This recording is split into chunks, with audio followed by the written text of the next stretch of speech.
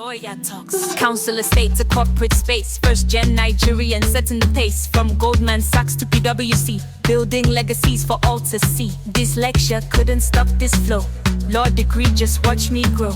Masters of the game we show. Every sister how to own their throne. TOIA, let me show you how to navigate and elevate, that's what we do. Black Queen, energy growing. Hey everyone, I hope you're doing well. We're fighting through this heat waves. And I don't do very well in the heat. And also I think that the UK it's a difficult place to live in right now, to be honest with you. I don't know whether we start with the politics of it all. Keir Starmer will be stepping down as the leader of the Labour Party in September. I think it's Andrew Burnham that has been tipped to take over. And of course, by virtue of leading the Labour Party, then comes the de facto Prime Minister of the UK. The cost of living, just the rising tensions here in the UK when it comes to Reform UK and just things in general that, you know, it's not an easy place to live right now. People will turn and say, well, you've got running water, you've got, you know, you can go to the shop safely and buy stuff. And okay, fine. But we are still able to say what we find difficult about the UK as we live it. A lot of us, our parents came here under the guise of of greatness that they thought that they would be able to obtain here. And, you know, that dream is a nightmare, actually, if you think about it. You've got people who are limiting their ambition because anything over 100k will be penalised. You've got people who want to emigrate from the country in the full thought and knowledge that if they return, they will be financially penalised.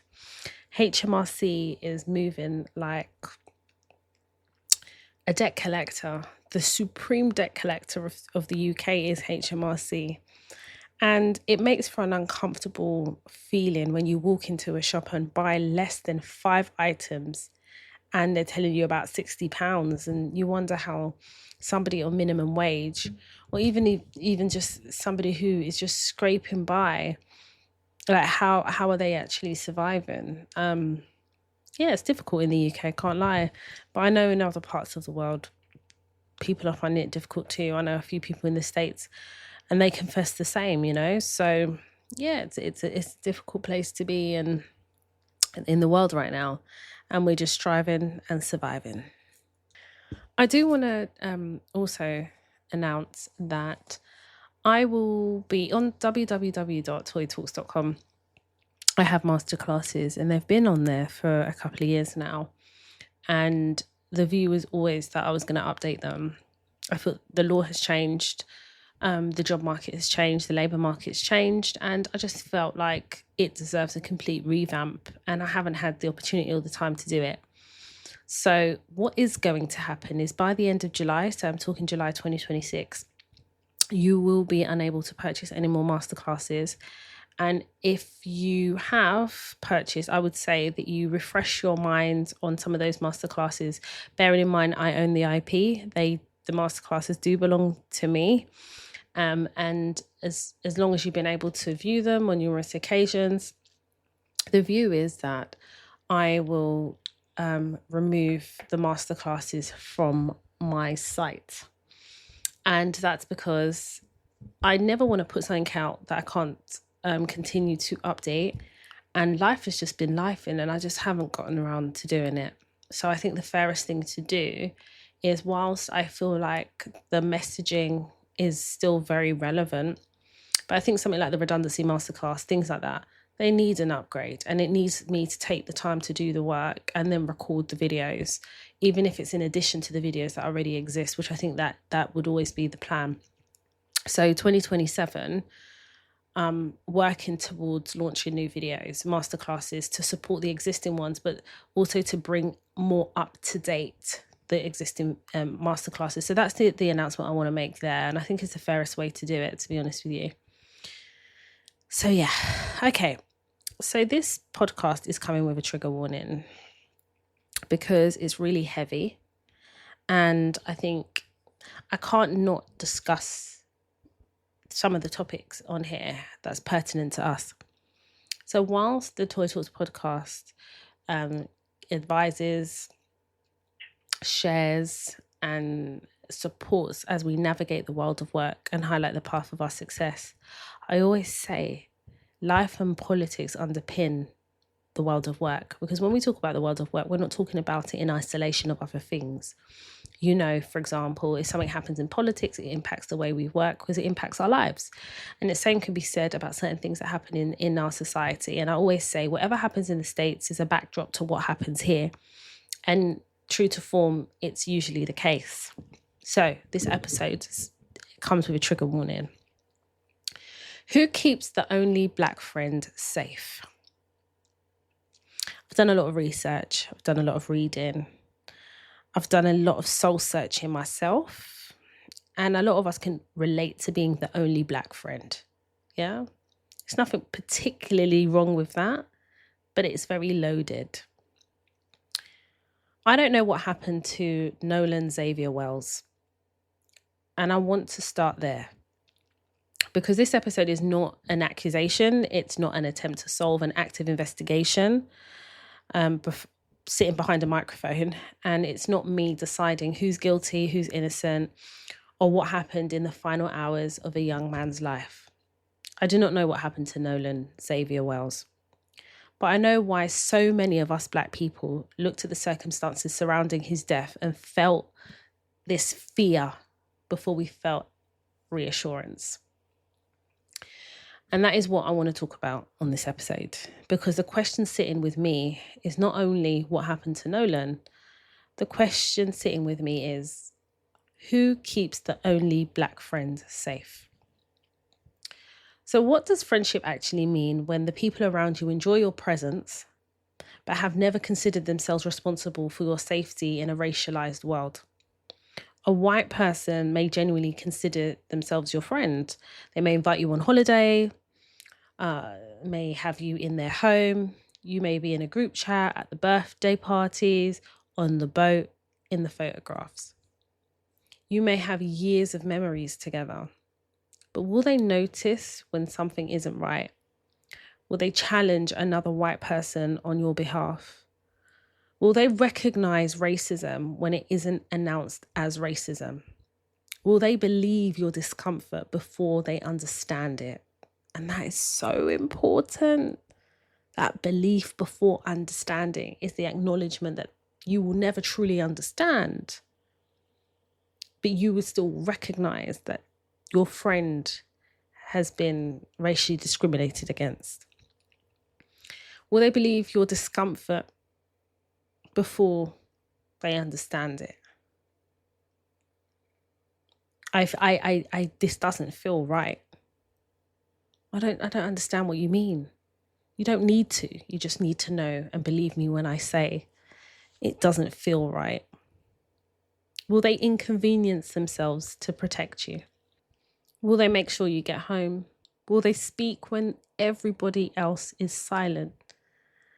And perhaps the hardest question of all, have they ever considered that friendship with a Black person carries responsibilities they have never had to think about before?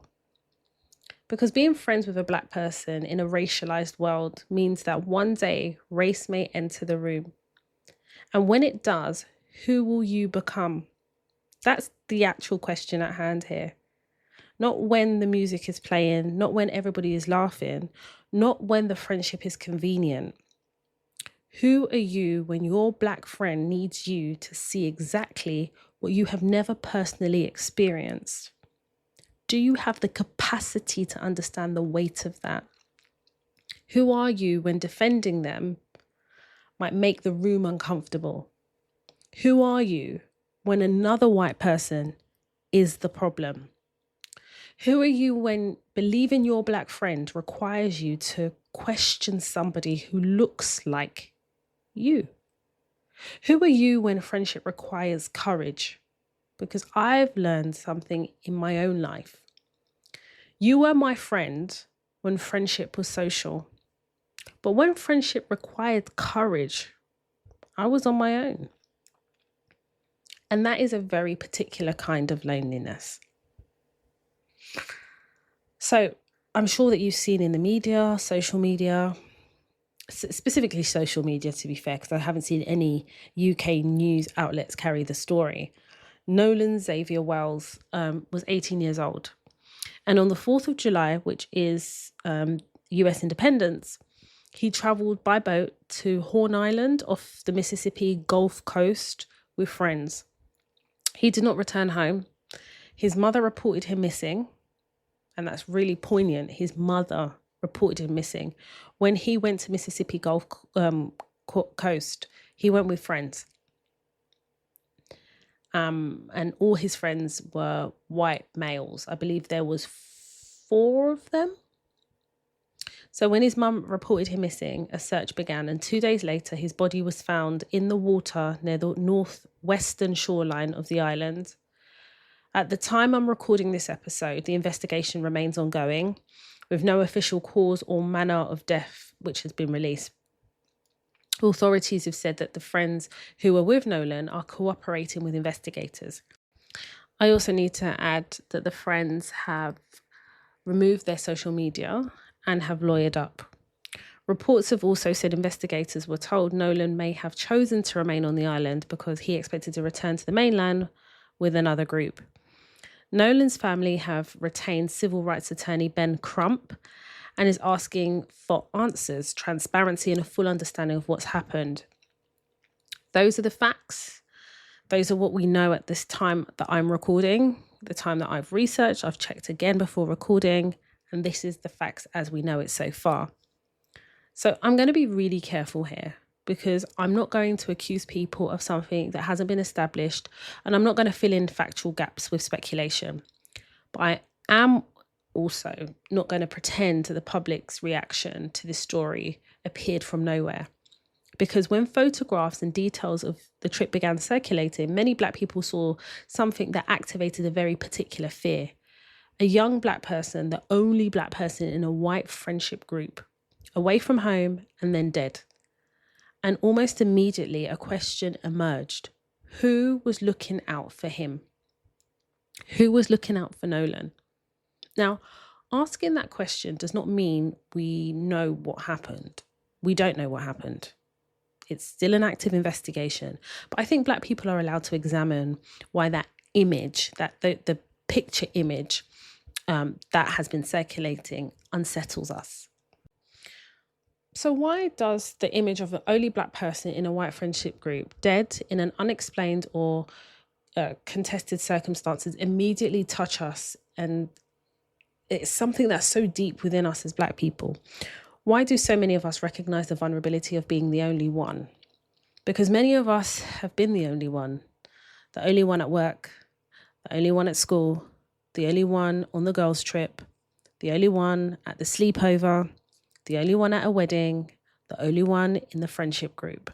And many of us know exactly how quickly belonging can disappear when something goes wrong. So I want to slightly move the conversation slightly. Tamla Horsford. And this is why so many people have also remembered Tamla Horsford. Tamla Horsford was a 40-year-old Black woman, mother of 5. And in November 2018, she attended an adult birthday sleepover at a home in Forsyth County, Georgia. She was the only Black woman at the gathering. The following morning, she was found dead in the backyard, bruising on her body. The original investigation concluded that her death was accidental and consistent with a fall from a second-story balcony. Her family and supporters continued to raise questions about the circumstances of her death and the investigation. The Georgia Bureau of Investigation later reopened and reviewed the case, and it ultimately concluded that the evidence did not support the criminal charges. Hear me, the evidence did not support the criminal charges. An independent autopsy commissioned by Tamla's family later contributed to continuing questions and disagreement about the circumstances surrounding her death. I need to be precise here too. The official conclusion was accidental death. No one was actually criminally charged. I'm not going to tell you that I know something that has not been established. But what I am interested in is why Tamala's name has remained in the collective memory of so many Black people. Why does her story still disturb people? Why does it still disturb us? Why, when another Black person is the only Black person in a white social group and dies in circumstances that are not immediately understood, do people remember Tamla? Sorry, I'm calling her Tamala. It's Tamla, sorry.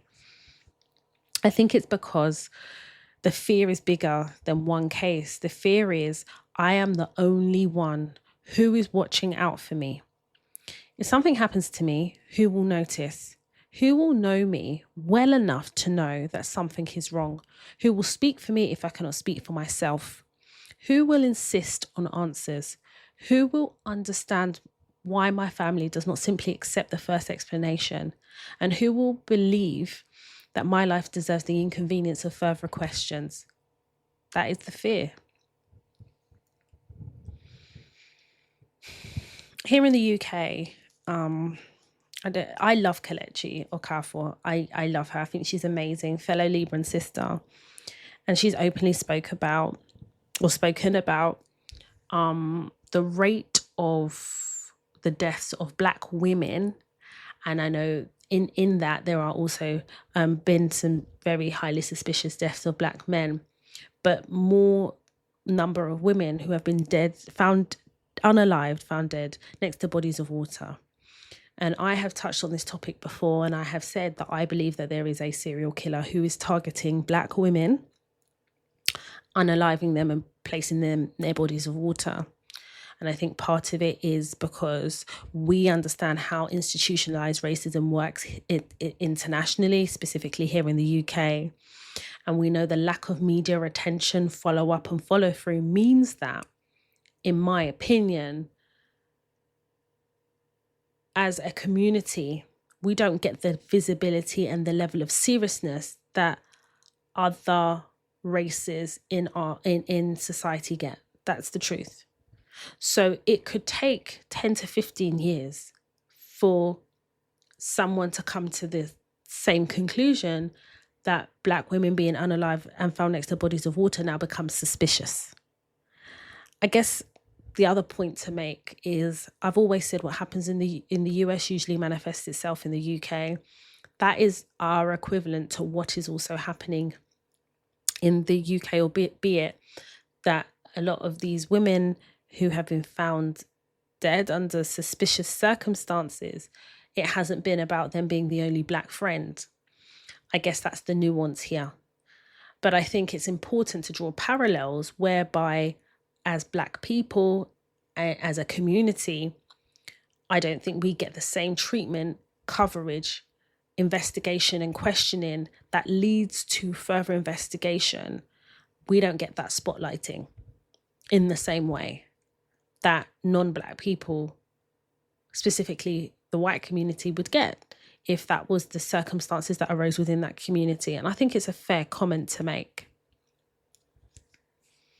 I also want to talk about being the token Black friend, because we talk about the token Black person in workplaces, and that's often a lot of our experiences, if not the first experience of being the only one. But we don't really talk enough about the token Black friend, because you can be the token Black friend without your white friends believing you are the token. Nobody has to announce it, and nobody has to say you are here because you are Black. Tokenism can exist. It can exist in intimacy.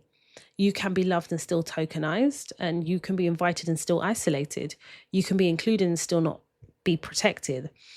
And this is where I've had to really think about what tokenism means in friendship. For me, tokenism begins when people want access to your Blackness, but have no relationship with the reality of keeping a Black friend safe. They love the humor, the culture, the music, the food, the perspective, the stories, the proximity. They love being able to say, my Black friend. They may genuinely actually love you and adore you as a friend, but have they developed any understanding? Has your non-Black friend developed an understanding of what it means to love a Black person in a world or adore a black person in a world where the black person is not always treated the way they are? Do they know what to do when a black woman says something about this doesn't feel right? Do you believe her? Or does she become difficult, dramatic, aggressive, paranoid, sensitive? Are you my friend when I'm entertaining? Or are you my friend when my reality becomes inconvenient? Because those are not the same thing. I have been in spaces, in a situation where when my friendship required courage. I know this personally, and I've been racially discriminated against in front of a white friend, and she did nothing. Nothing.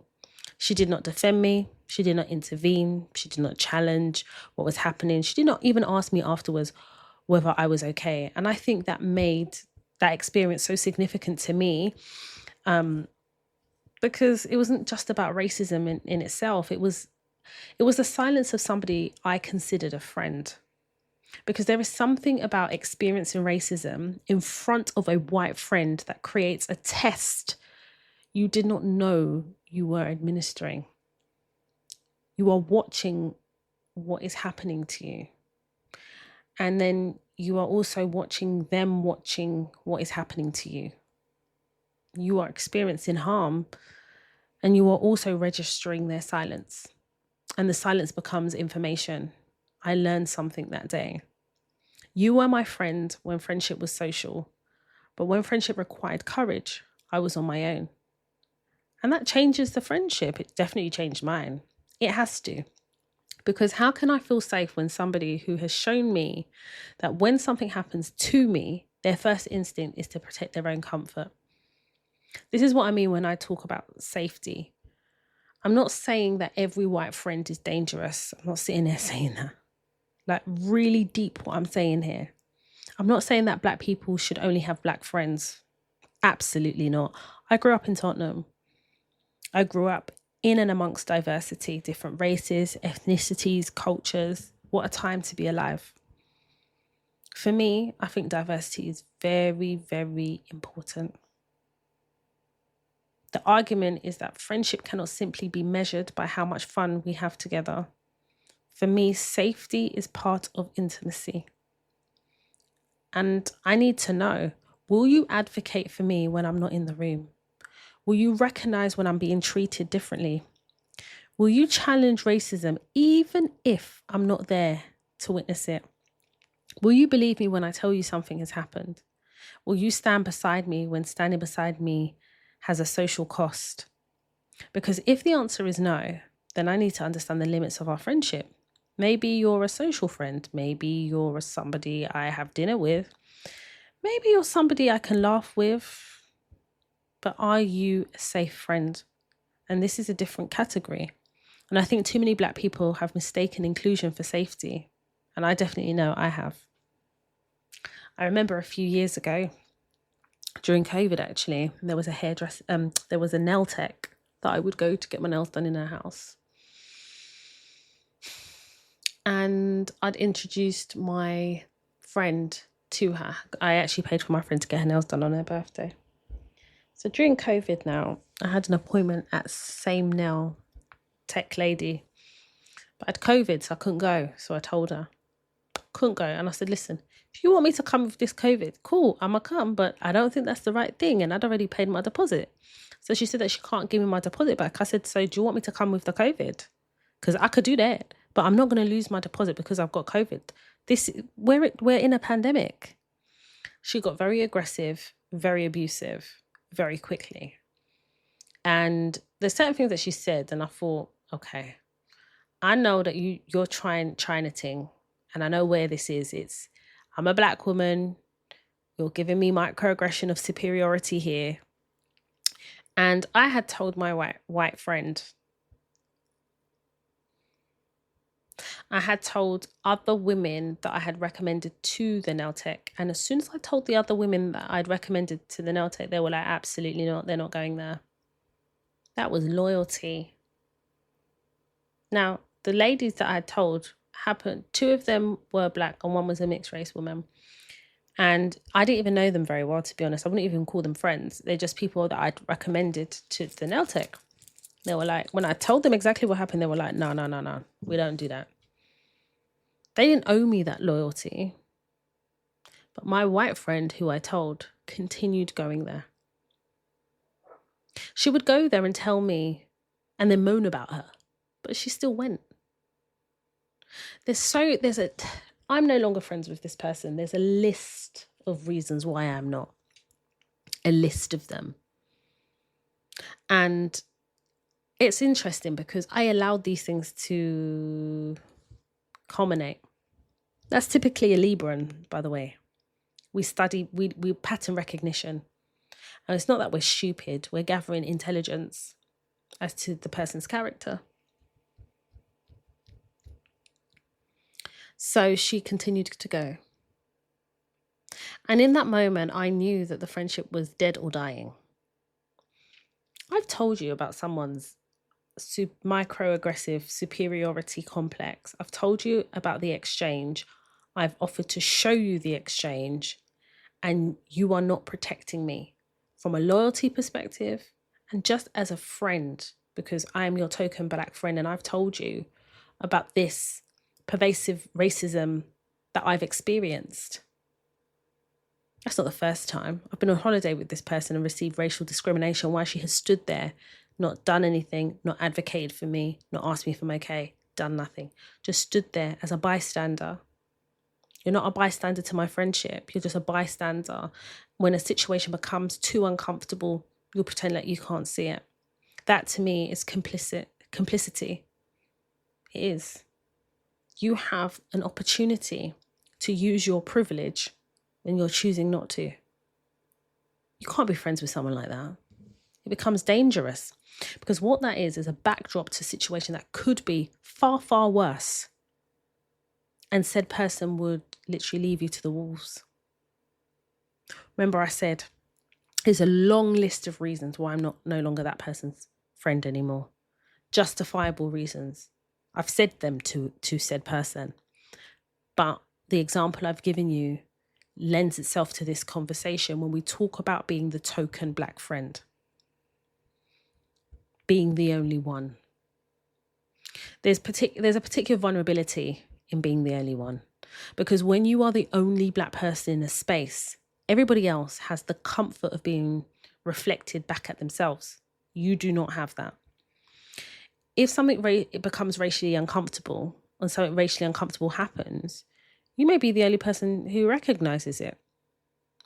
You may be the only person affected by it. You may be the only person expected to explain it. And you may also be the person who is punished for naming it. That is a lot of work to place on one person. And I think this is why I have become increasingly uncomfortable with the idea that diversity simply means access.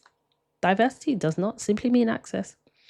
You can have access in a room and still be unsafe in it. You can be invited on a trip and still be isolated. You can be included in the group and still have nobody who understands what happens when race enters the room.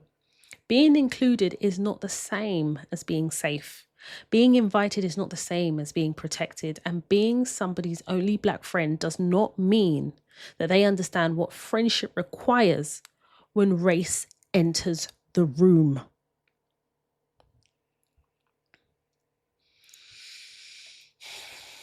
When I became a mother, these are things that were also very polarized because we moved outside London, you see.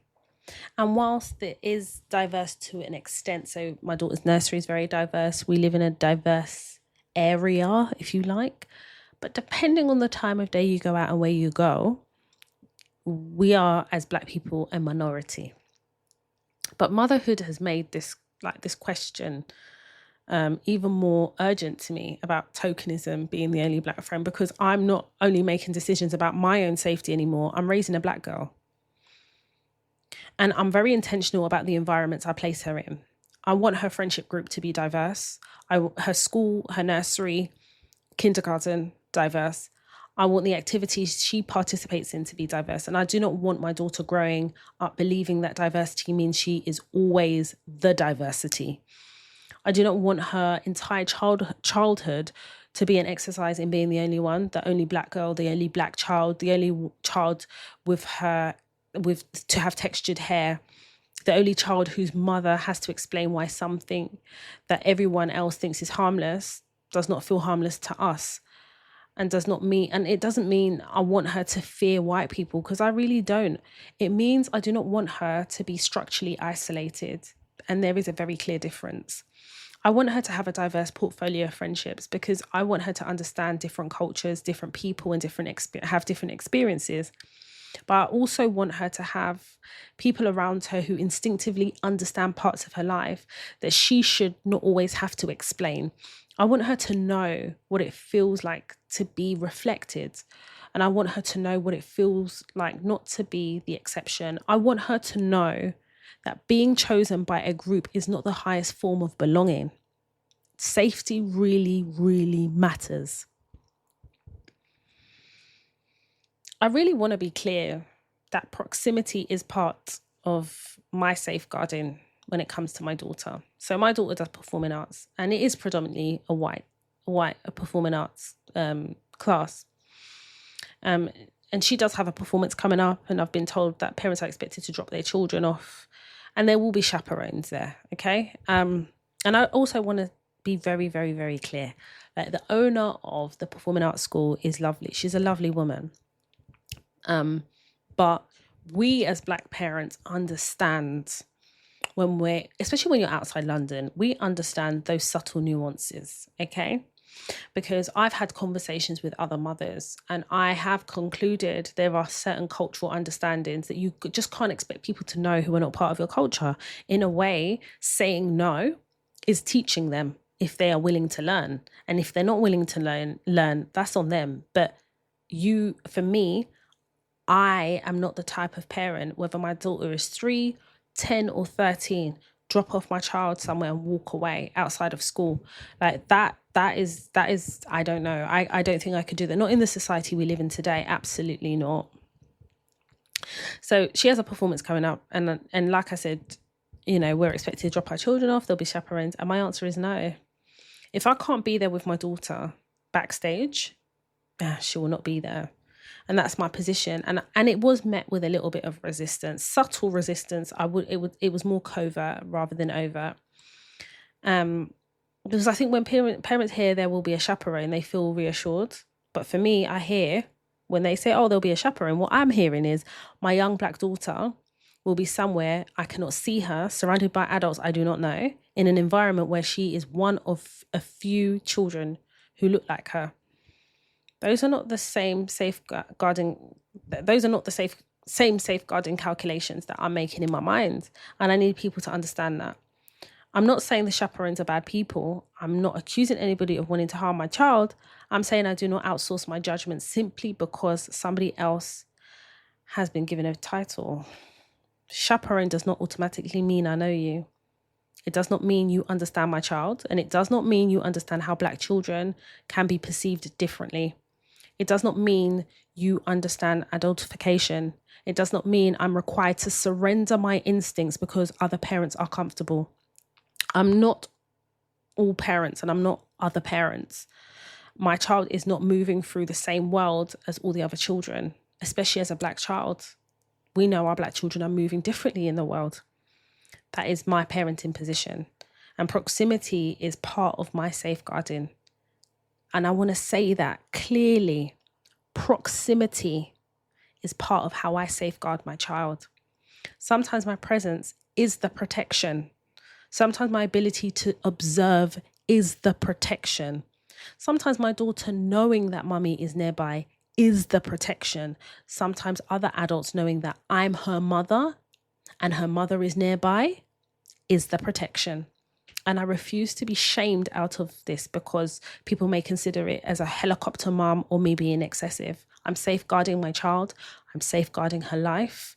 And I'm also ensuring that she's protected and seen when she is around me and I'm parenting her. I also want to talk about adultification because it's a topic we need to talk about. And it's something that we talk about as and when situations arise, but I do think it's a topic of conversation. It's a shame it's not part of the curriculum, the school curriculum, actually. Black children are not always afforded the same presumption of innocence, vulnerability, or the need for protection as white children.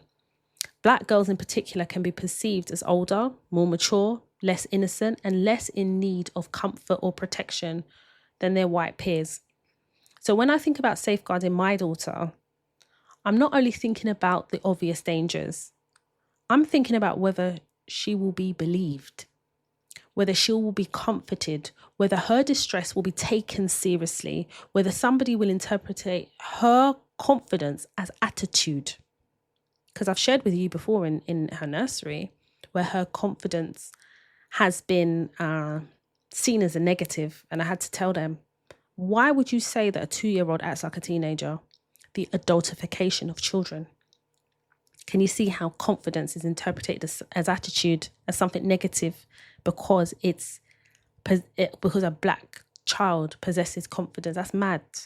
I guess another question that plays on my mind is whether somebody will interpret fear, a black child who has fear, as defiance, because this is when we talk about adultification, these are the things we're considering as black parents. Whether somebody will expect more maturity from my child than they would from another child of the same age simply because my child is black.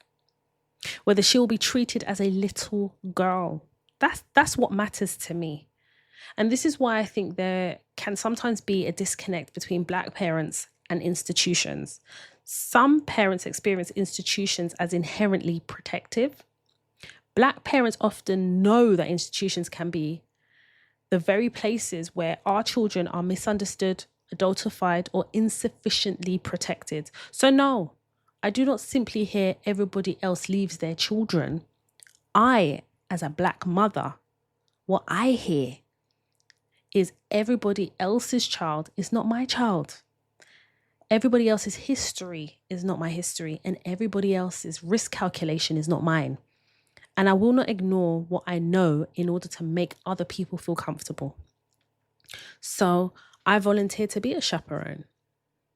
And the resistance it has been met with is more about, it's almost like it was ignored.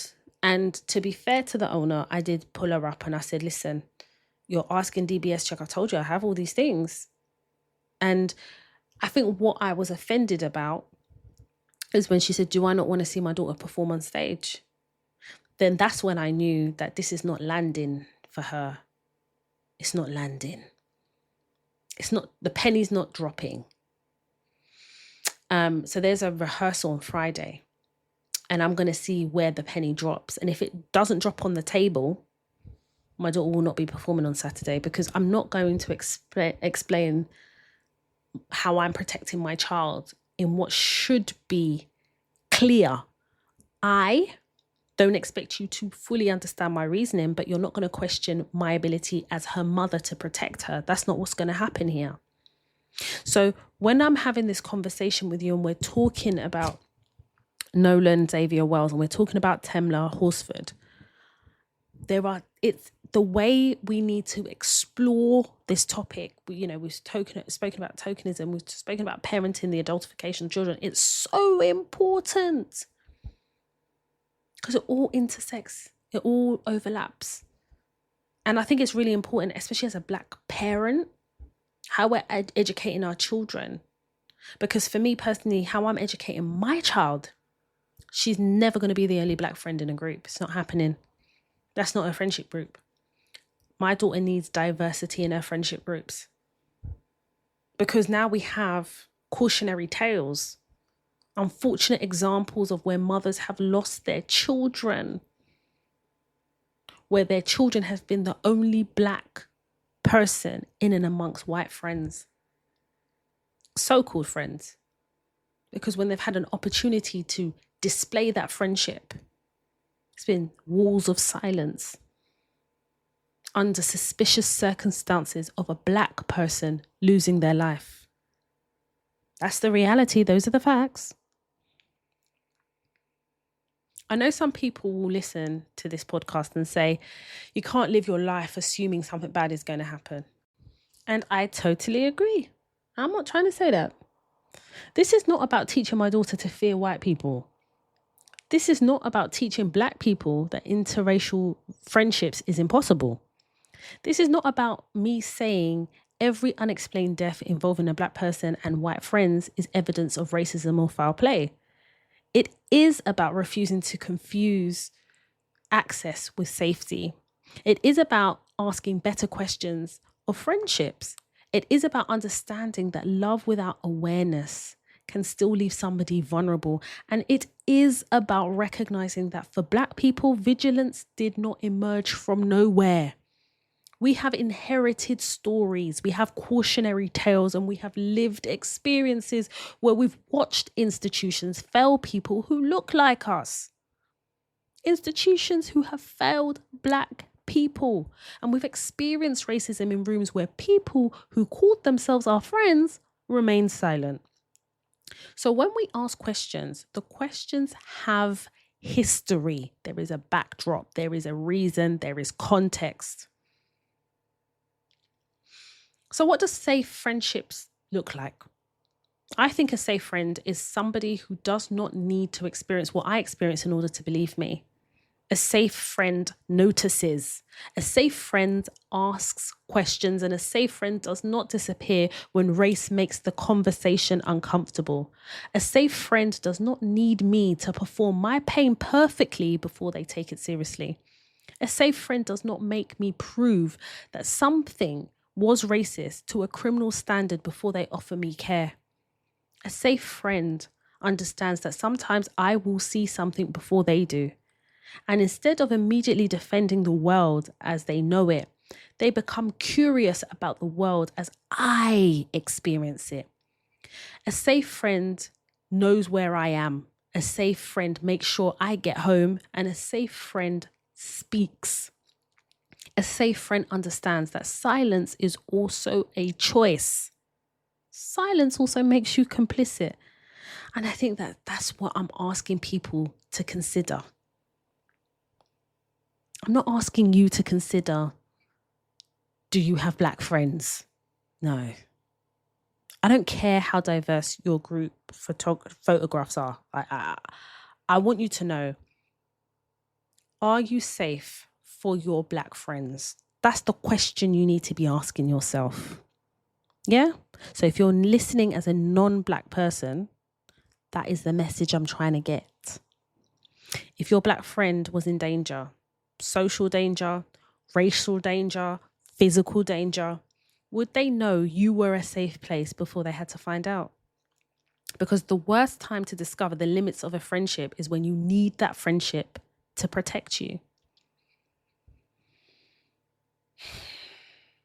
So I return to the question and the title of this podcast. Who keeps the only black friend safe? Maybe the answer cannot simply be their friends. Maybe the answer is that safety has to be intentional. Maybe it is the friend who notices, the friend who asks, the friend who refuses to leave without you, the friend who does not dismiss your instincts, the friend who challenges the room, the friend who understands that friendship is not only about enjoying somebody's presence. It is also about caring about what happens to them. I do not know what happened to Nolan Xavier Wells. As far as I also don't know what happened to Tamla Horsford. But as we're confronted with this ongoing investigation of Nolan Wells, his family deserves the truth. They deserve a thorough investigation. They deserve transparency. They deserve to understand the circumstances in which their 18-year-old son did not come home. And as that investigation continues, I will not use his death to make claims that have not been established. That's not what I'm here to do. But I will allow his story to make me ask questions that has existed long before this case. Who keeps the only black friend safe? Because many of us have been that only one, that only black friend. And many of us have learned, sometimes painfully, that being welcomed is not the same as being protected. That being loved socially is not the same as being defended. that proximity to whiteness is not the same as safety. And that sometimes the people who say they love us have never asked themselves whether they would protect us.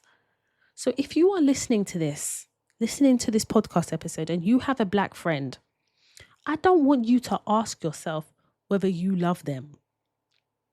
I want you to ask yourself something harder, something deeper. When race enters the room, who do you become? When your black friend says something is wrong, do you believe them? When another white person is the problem, do you still speak? When friendship requires courage, are you still that friend?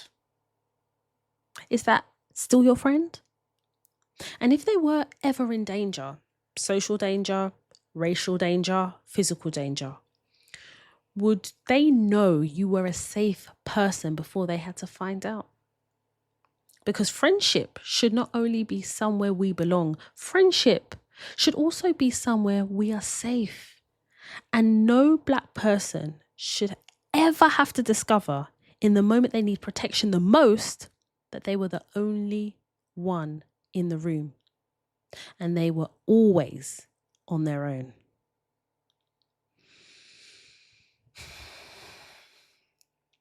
This has been like a deep episode. Researching, reading, it's felt heavy. And to do this episode justice would just be to leave it here. I can't talk about any other topics. I don't want to convolute other subjects. I just want you to listen and receive. This is my perspective as a black woman, 42 in October. I've lived a little, okay? I have been the only black friend. I've been the only black woman in a room. There are so many macro aggressions that we experience in the world of work, but we already know the world of work isn't safe. We're working because we got to pay the bills. But your friendships, those are your choices. So I hope this encourages conversation with your friendship groups, your diverse friendship groups, or where you are the only black woman in your friendship group. I hope this is a conversation. Send it to them. Tell them, listen to the end. Because sometimes maybe it's easier for them to hear it from another black woman than it is to hear it from you. Maybe this provides the black backdrop to uncomfortable conversation, but why should the conversation even be considered uncomfortable? Race shouldn't be an uncomfortable topic for those people who are open to learning, listening, and being educated. It's only uncomfortable to people who don't want to confront their own prejudice, as far as I'm concerned. So in saying this, I'm dedicating this episode to Nolan Xavier Wells and Tamla Horsford. May they rest in peace always. May the truth be told. And as in the case of Nolan Wells in the developing investigation, I pray for the covering over his family and friends. And may they access the truth. And may his soul rest in peace. My name is Toya Washington, and you have been listening to the Toy Talks podcast. TOIA, let me show you how to navigate and elevate, that's what we do. Black queen, energy growing, no fantasy, just real talk. From classroom dreams to boardroom walk. Black woman power, watch it shine. Breaking barriers, redesigning time. From Tottenham roads to CEO, every step teaching what we know. Not just surviving but thriving more. Opening every closed door. Toya Talks, Toya Talks, Toya Talks. Black queens to the top and we're still going.